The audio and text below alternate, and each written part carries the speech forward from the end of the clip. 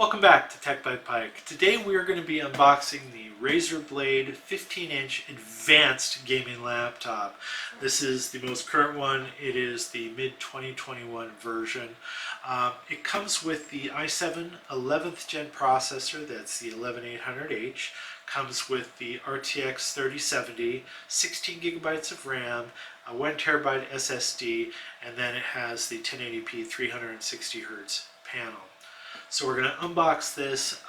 We'll go through the internals, the chassis, and all that. We'll cover it all.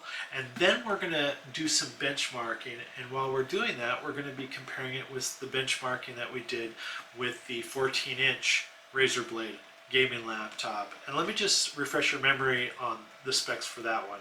That came with the AMD Ryzen 5900HX processor, came with an RTX 3080, came with 16 gigabytes of RAM, a 1 terabyte SSD, and a QHD 165 Hz panel.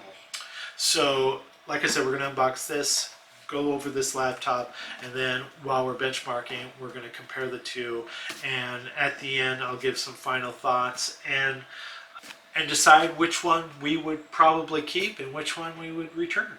So let's get into this. Okay, we're going to unbox this laptop. Just a minute here. So, as you can see, on the box itself, it does reflect 16 gigabytes of RAM, which contradicts the Best Buy website that notes 32 gigs. So it'll be interesting once we unbox it and actually take a look at the internals, which part is true. I'm guessing it's the 16 gigabytes, but we'll find out.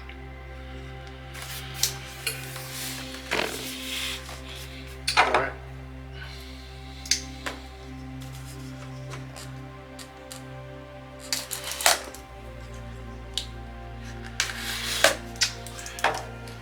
Here we go. And I love the packaging that Razer puts in these boxes with their laptops. It's fantastic.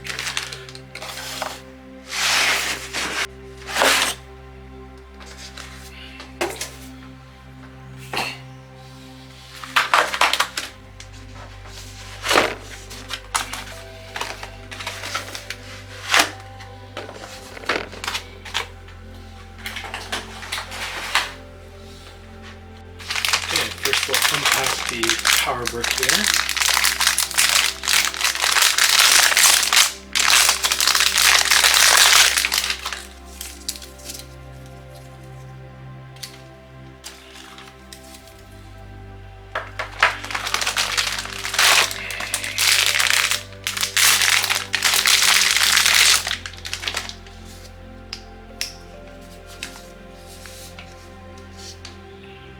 $230-watt power adapter.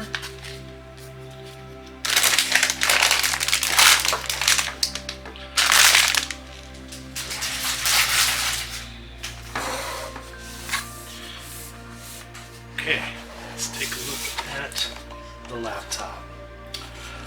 Go green with Razer. That's pretty cool. Set the laptop off to the side here.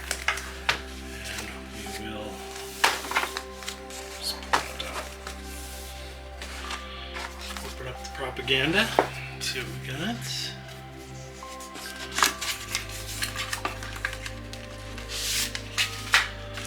Got ourselves a microfiber cloth, which we know is necessary for Razer laptops because they are fingerprint magnets. Razer Blade stickers, always nice. And then we got our propaganda here. Alright, how to.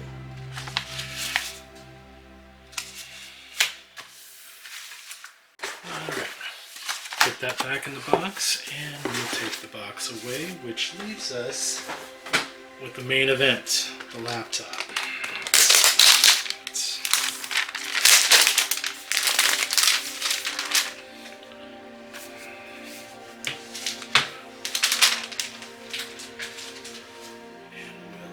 Open it up with one finger, bring away the cloth here, Boy, that looks good. The Razer Blade 15-inch advanced gaming laptop, the weight comes out to 4 pounds, 8.3 ounces for the laptop alone, and once you add the power brick and the cables, it's 6 pounds, 3.6 ounces. The Razer Blade 14, the weight of the laptop alone came out at 3 pounds, 14.4 ounces, and with the power brick and cables, it came out to 5 pounds, 9 points. I think both the 14 and the 15-inch Razer laptops are portable, but if you do stick the 14 on top of the 15, you can definitely tell a size difference, especially if you sit them side by side with the lids open. But in my opinion, they're both portable. It just depends on how much weight you want to carry and how big of a bag you want to carry. All right, we're going to take a look at the internals of the Razer Blade Advanced 15-inch gaming laptop here. We're not going to look at the, we're not going to take the bottom off the 14-inch, and the reason being is that they have these little screws that keep the bottom fastened to the chassis, and they are of a softer metal, and so these screws strip really easily. And I was lucky this time because they came out very easy. I'm just a little wary of when I actually fasten this bottom back on with the screws. We'll see what happens there, but I have stripped a screw or two from taking the bottoms off of Razer Blades in the past, and so it's just something to be aware of. They have the long rubber feet here that go the length of the laptop, the two cutouts for the fans to keep better airflow, keep this laptop cool while playing AAA games. And let's go ahead and lift the bottom up.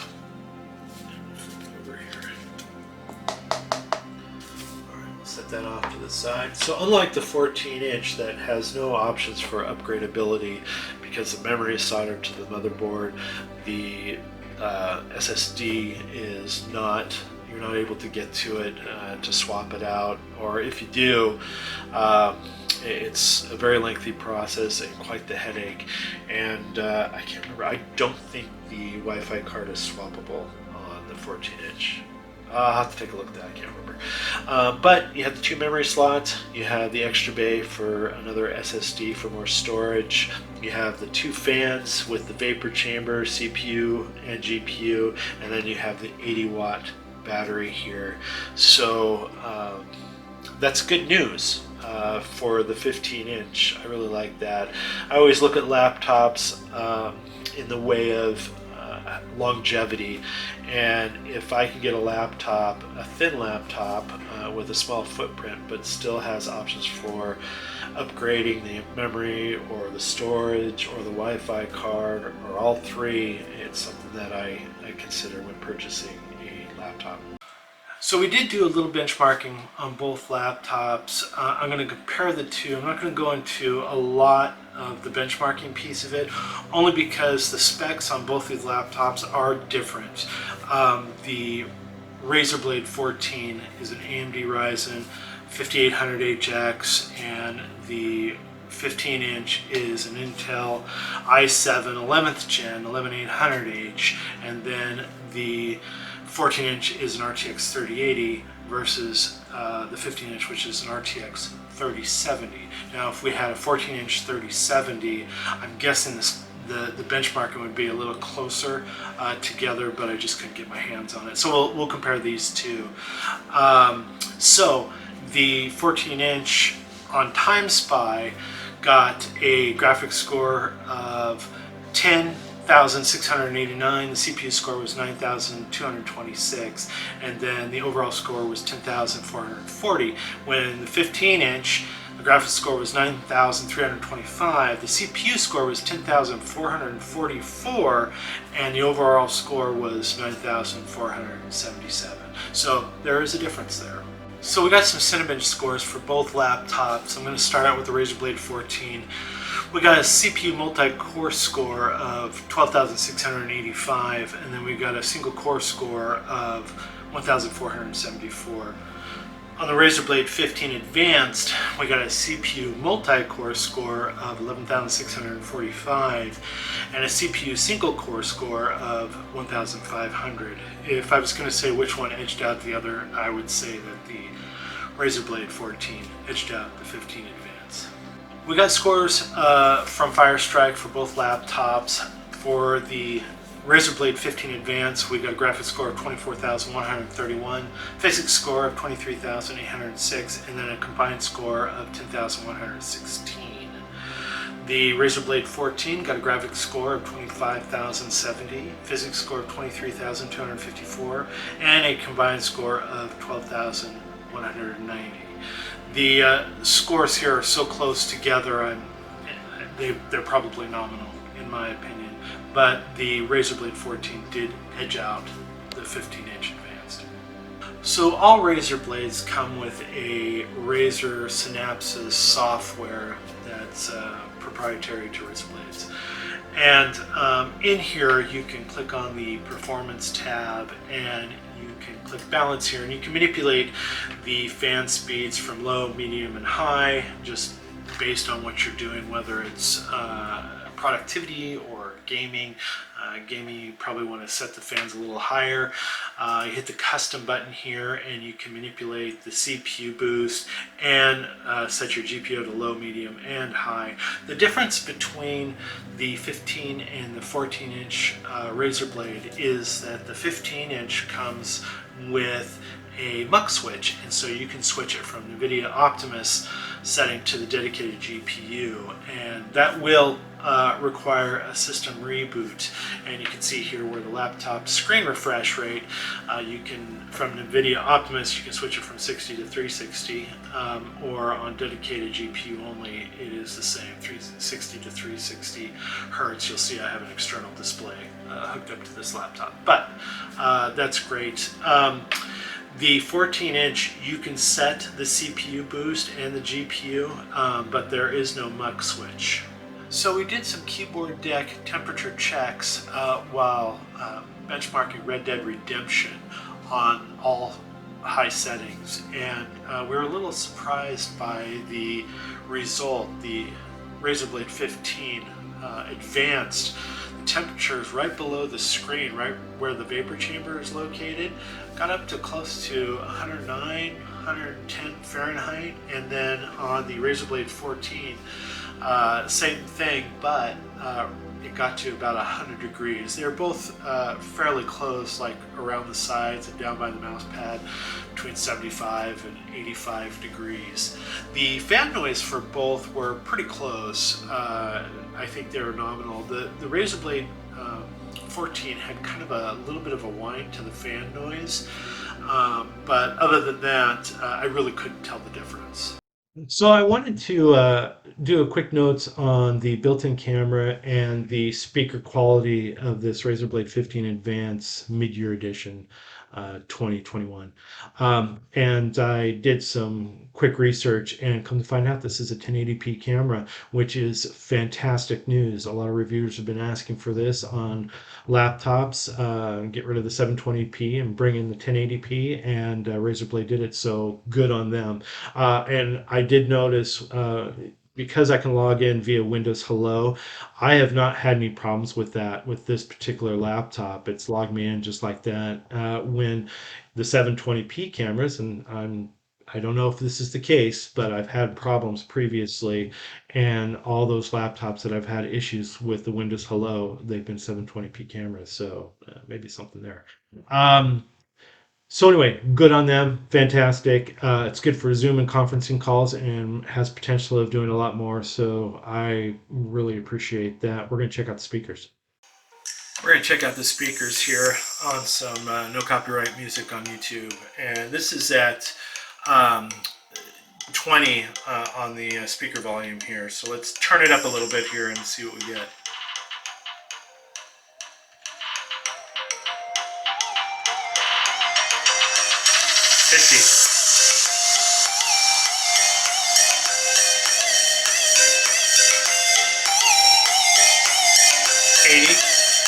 Let's max it out.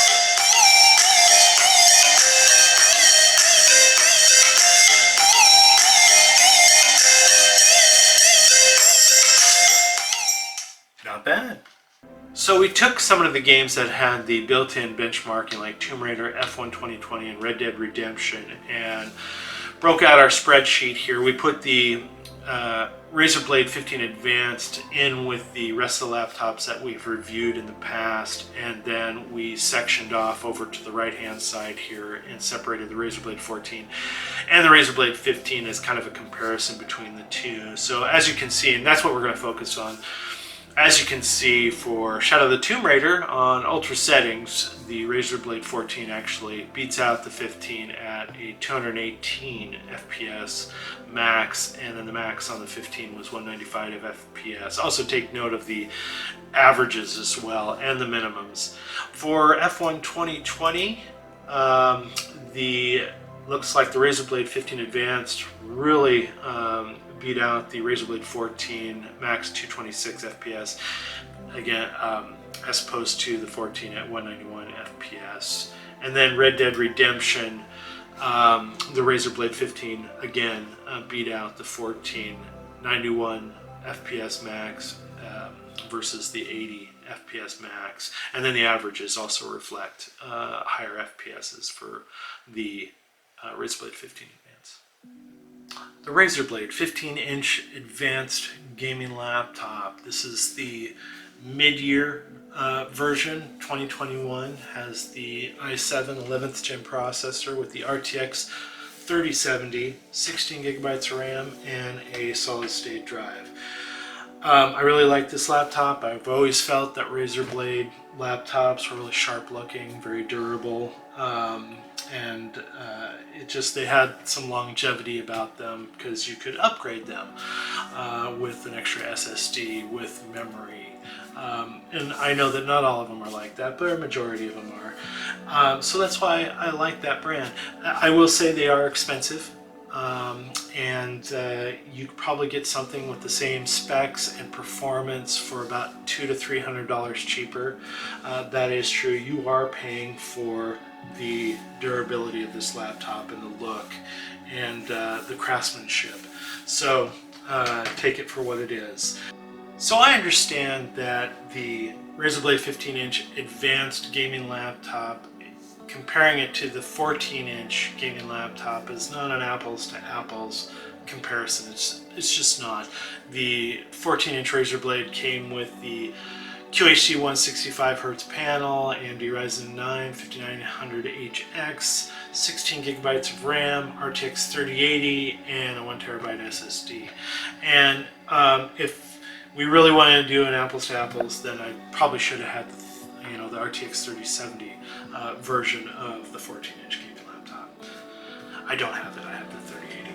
Anyway, I think they're really close in performance. I mean, there's not a humongous difference to where I would pick the 14 over the 15 just due to performance. There's also another element in there that I look for, and that's around longevity of the laptop. Because the 15-inch Advanced has more options for upgrading, that would be something that I would look at seriously over the 14-inch. 14-inch has a soldered memory.